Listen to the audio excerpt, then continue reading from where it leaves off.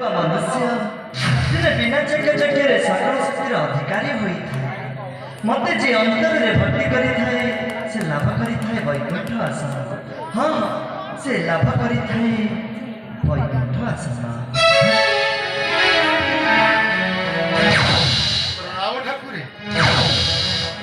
सुदर्शन मोर आदेश अनुसार स्वर्णनाग चंपा घेनी आनिछ ठाकुर এই দেখন্তু आपणक कृपा बले संगे नहीं एसिछि मुहि एही स्वर्ण नाग चंपा नियंतु ठाकुर।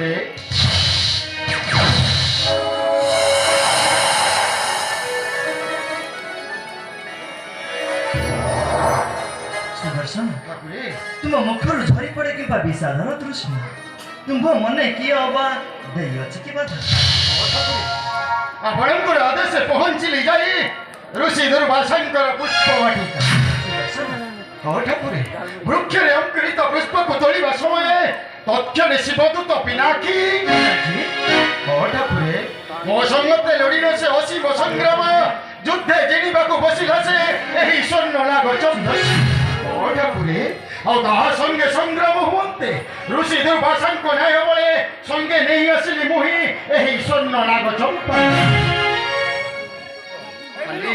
खाली सेतिकी नुह ठाकुर आपणकर निंदागान करने को पछ खुंचा देला नहीं मूर्ख प्रतिज्ञा मूर्ख कराई देव नहीं पूजा आपणकर एही धरा थावर्ष एथि जदि मु करे प्रतिवाद तेरे आंब मध्य हेब भयंकर ठाकुर से दिन संसार देखा पिनाकी सुदर्शन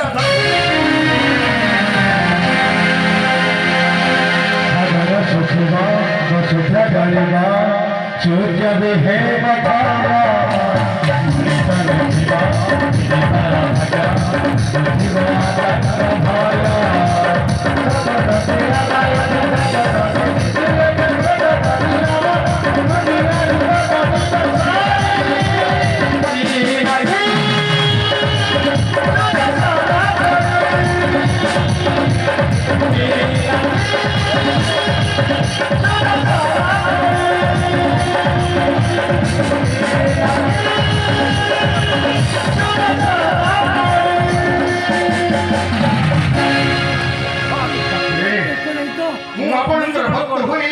असमर्थ होइनी काहेकि खाई भल्लो दबार कंट्रोल करे मु मध्य करिछि प्रतिज्ञा ओ प्रभुक पुजारी जे बाधा लेबा को चेष्टा करिबा ओ मध्य ताकू केबे करिबि इच्छा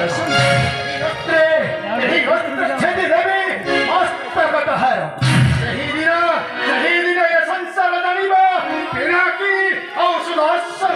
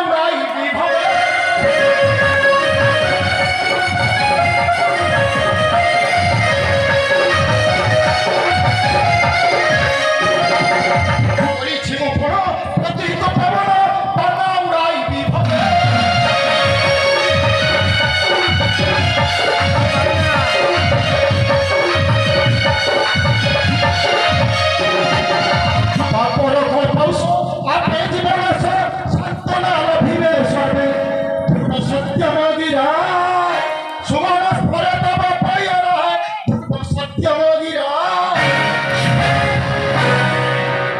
କ୍ରୋଧ ସମ୍ବରଣ କର ସୁଦର୍ଶନ।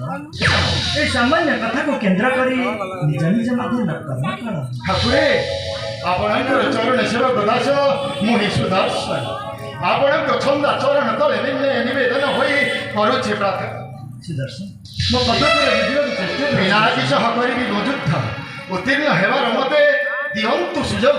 ସୁଦର୍ଶନ ଅତି କ୍ରୋଧେ ନିଷ୍ପତ୍ତି ନେବା ପରବର୍ତ୍ତୀ ସମୟରେ ଦୁଃଖର କାରଣ ହୋଇଥାଏ। ଠାକୁରେ ବୁଝି ବିଚାରି କାର୍ଯ୍ୟ କଲେ ପ୍ରମାଦ ନ ପଡ଼ାଇ। ଠାକୁରେ ହଁ ସୁଦର୍ଶନ। ବୃଥା ସାନ୍ତ୍ୱନା ଦେଇ ଆପଣ କଣ ଏ ସୁଦର୍ଶନର ଅମଙ୍ଗଳ ଚାହାନ୍ତି? ଠାକୁରେ ସୁଦର୍ଶନ ଆପଣ କଣ ଚାହାନ୍ତି ପିନାକି ହସ୍ତେ ହେଉ ମମ ପରାଜୟ? ମୋର ଉଦ୍ଦେଶ୍ୟ ବିବରଣକୁ ଥରେ ଚିନ୍ତନ କରି ଦେଖ ସୁଦର୍ଶନ। ଠାକୁରେ ହଁ ସୁଦର୍ଶନ ଧର୍ମ ନିକେତକୁ ହସ୍ତରେ ଧରି ଓଜନ କରୁଥିବା ବ୍ୟକ୍ତିଟି ଏକ ପକ୍ଷେ ବିଶ୍ୱାସର ବଟକରା ଏବଂ ଅନ୍ୟ ପକ୍ଷେ ସତ୍ୟର ଦ୍ରବ୍ୟକୁ ରଖି ଲୟ ରଖିଥାଏ ଧର୍ମର ମଣିକଣ୍ଟାଟିକୁ। ଠାକୁରେ ଆଉ ଯେତେବେଳେ ସେ ମଣିକଣ୍ଟାଟିର ଦଣ୍ଡି ମଧ୍ୟମା ପରିସରଭୁକ୍ତ ହୁଏ ସେତେବେଳେ ନିକେତର ସ୍ଥାନ ପାଲଟିଯାଏ। ଠାକୁରେ ତେଣୁ ତେଣୁ ଆପଣ କଣ କହିବାକୁ ଚାହାନ୍ତି? ଠାକୁରେ ଚାହେଁ ମାତ୍ର ଏତିକି ସୁଦର୍ଶନ ନିକେତର ଦୁଇ ପତ୍ରମ୍ଭେ ହରିଆ ହର ଠାକୁରେ ବେନି ଜନ ତୁମ୍ଭେ ଦ୍ରବ୍ୟର ଆକୃତି ଠାକୁରେ କୁମ୍ଭ ମଧ୍ୟ କଳହ ରଚନା କରି ହରିହର ମଧ୍ୟ ନକର ଶତ୍ରୁତା। ଓହୋ ବୁଝିଗଲି ବୁଝିଗଲି ଠାକୁରେ ବୁଝିଗଲି। ହରିହରଙ୍କର ନିବିଡ଼ ସମ୍ପର୍କକୁ କଠିନ କରିବାକୁ ଯାଇ ଆଜି ରାସବାକ୍ୟ କରୁଛ ଉଚ୍ଛେଦ ଓ ମମ ପ୍ରତି କରିଛନ୍ତି ଅନ୍ୟାୟ ବିଚାର। ଅନ୍ୟାୟ ଓ ଠାକୁରେ ଅନ୍ୟାୟ ପୁଣି ତୁମ ପ୍ରତି ନା ସୁଦର୍ଶନ ଏପରି କହି ମତେ ବିଭତ୍ସ କର ନା। ଠାକୁରେ ପିନାକି ସହ ଯୋଜିବାକୁ ମୁଇଁ କରିଛି ପ୍ରତି ସଂଗ୍ରାମରେ ଯଦି ମୋର ହୋଇବ ବିଲୋପ ତେବେ ଶେଷ ସମୟରେ ଦେବେ ମୋତେ ଅନ୍ତିମ ଦର୍ଶନ। ଏ ଅନ୍ତିମ ଦର୍ଶନ ଆପଣଙ୍କର ପଦରଜ ମୁଣ୍ଡରେ ମାରିବାର ମୋତେ ଦେବେ ସୁଯୋଗ। ଆଉ ସେହି ଦିନ ଆଉ ସେହି ସଂସାର ଜାଣିବ ଭଗବାନଙ୍କର ମାନ ରକ୍ଷା କରିବାକୁ ଯାଇ ଭକ୍ତ ହେଲା ଆଜି ପ୍ରାଣ ବିସର୍ଜନ। ଆଉ ଠାକୁରେ ଭକ୍ତ ହେଲା ଆଜି ପ୍ରାଣ ବିସର୍ଜନ। ତେବେ ତେବେ ମୁଁ ଆସୁଛି ଠାକୁରେ ପ୍ରଣାମ ଘେରା କରନ୍ତୁ ହେ ଠାକୁରେ ପ୍ରଣାମ। ସୁଦର୍ଶନ ମୁଁ ଆସୁଛି ଠାକୁରେ ସୁଦର୍ଶନ ସୁଦର୍ଶନ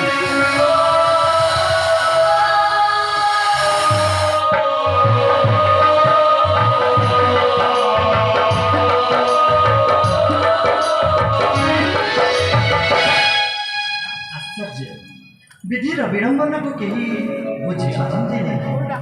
ମନୁଷ୍ୟ ନିଜର ସାମାନ୍ୟ ଭୁଲ ବୁଝାମଣାକୁ ବୁଝି ନ ପାରି ବିପଦକୁ ଥୋଇଥାଇ ତାର ମସ୍ତ କରେ ପରିଶେଷରେ ଦୋଷ ଦିଏ ନିଜର କର୍ମ। ଠିକ୍ ଯେପରି ସୁଦର୍ଶନ ନିଜ କର୍ତ୍ତବ୍ୟ ହୁଅନ୍ତି ନିମଗ୍ନ।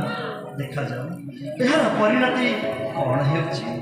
କର୍ତ୍ତା ହିସାବରେ କର୍ମକୁ ଅଙ୍କରେ ବିୟୋଗ କରି ଭାଗ ଯାଚିଦେବି ନାହିଁ। କାରଣ କଠୋର କର୍ତ୍ତବ୍ୟ ନିକଟେ ପକ୍ଷପାତ ବିଚାରକ ପକ୍ଷ ଅନେକ ପାପ ହୋଇଥାଏ। ହଁ ପକ୍ଷପାତ ବିଚାରକ ପକ୍ଷ ଅନେକ ପାପ ହୋଇଥାଏ।